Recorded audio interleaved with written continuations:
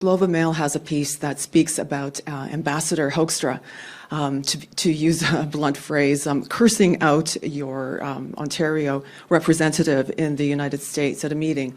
What do you say to that? This was related to your advertisement related to Donald Reagan. Yeah. What's your response to Ambassador Hoekstra's words? Come on, Ambassador. He's a guy, you know something? I like him.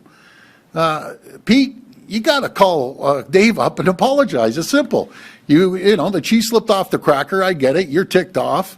But call the guy up because you're a good guy, and Dave's my champion. The guy is just instrumental in these trade deals down in Washington. And, you know, something, people get hot. They get heated. I get heated sometimes. But just call the guy up and bury the hatchet, because the ambassador's a good guy, actually. I love Dave. I like the ambassador, so he knows what to do. Come on, Pete, you've been around for before Moses. Call the guy up and apologize. Let's start getting back on track. Really, this was a dressing down. This was screaming, yelling, whatever it is. The reports are in front of a large audience about an ad, an innocuous ad that points out that Ronald Reagan supported free trade that you chose to run. Is this acceptable behavior for a diplomat? Absolutely unacceptable. I've never heard anything about it. All I'm getting at is I'm not telling him. I'm suggesting that, you know, if you get hot-headed one day, call Dave up and say, I apologize, sorry, got a little heated. So, you know, that's as simple as that. People get in disagreements. It's unbecoming of an ambassador. I've never heard of this in my entire life. But the ambassador's a different type of cat. He thinks I'm a different type of cat, but he's a different type of cat as well. So, Pete, do the right thing. Give the guy a call. Let's move on. What does that say to you that the person who is ostensibly, you know, baking in Canadian culture does not understand at this moment why you ran that Reagan ad and what it is that Ontarians are trying to achieve in our negotiations with the U.S.? I guess the ambassador, he must understand it. He's been around for forever.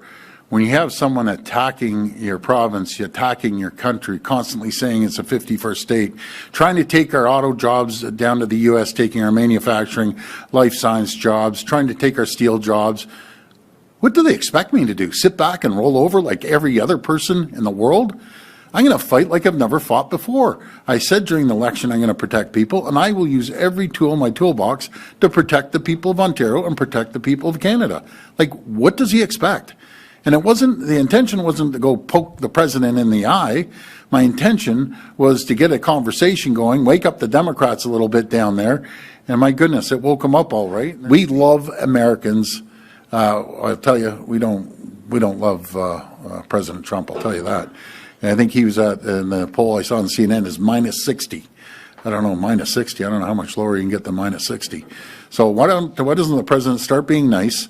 Play nice in the sandbox to his biggest customer in the entire world, and everything's hunky-dory. How do you know the Prime Minister and his Chief of Staff saw this particular ad before you moved ahead with airing it? I was with them. Did they express concern when you were with them? I'm not going to talk about our private conversation at all. I told them that we're running it. I'm going to cut it off on Monday, and that's it. It's a real ad. It worked. It was the most successful ad ever.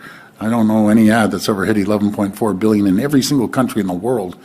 Their leadership and population was watching it because it's real. Ronald Reagan is telling the truth. A tariff on Canada is a tax on American people. And I could run 10 more different ads, which I'm not going to, with Ronald Reagan saying different speeches about how tariffs are terrible. Well, you see it down in the U.S. now. They're losing manufacturing jobs for 5 months in a row, down 78,000. Inflation's hitting. It doesn't work. So let's sign a deal, and a fair deal, and we'll move forward, and everyone's going to be happy.